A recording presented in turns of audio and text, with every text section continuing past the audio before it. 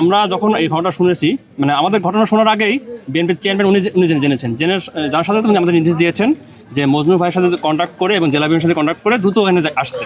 আমরা তার প্রেক্ষিতে আমরা আসলাম এবং উনি আমাদের যে নির্দেশনা দিয়েছেন যে এই ভুক্তভোগী পরিবার, বিশেষ করে আপনারা জানেন যে এই পরিবারটা যে মানে যে স্বামী, মানে যিনি তালাক দিয়েছেন, উনি কিন্তু আমাদের বিএনপি দলীয় না, ঠিক আছে, কিন্তু তবুও কিন্তু মানবিক নেতা আমাদের তারেক রহমান, উনি কিন্তু মানবিক বিবেচনা করেই এখানে পাঠিয়েছেন আমাদের।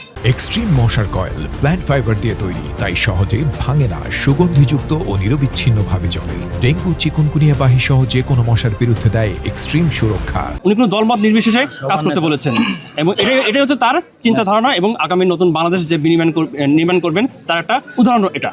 তো আমরা এসেছি এবং এই ভুক্তভোগী পরিবার এবং ওই যে তালাকপ্রাপ্ত যে মহিলাটা, ওনাকে বলেছি যে আমরা তার পাশে আছি এবং তার যে যা লাগবে, বিশেষ করে তার ছেলে মেয়েদের পড়াশোনার জন্য উনি প্রচণ্ড চিন্তিত।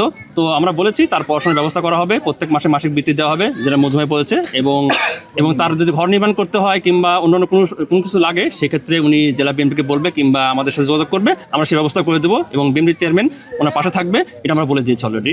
তো সবাইকে ধন্যবাদ জানাচ্ছি আসার জন্য।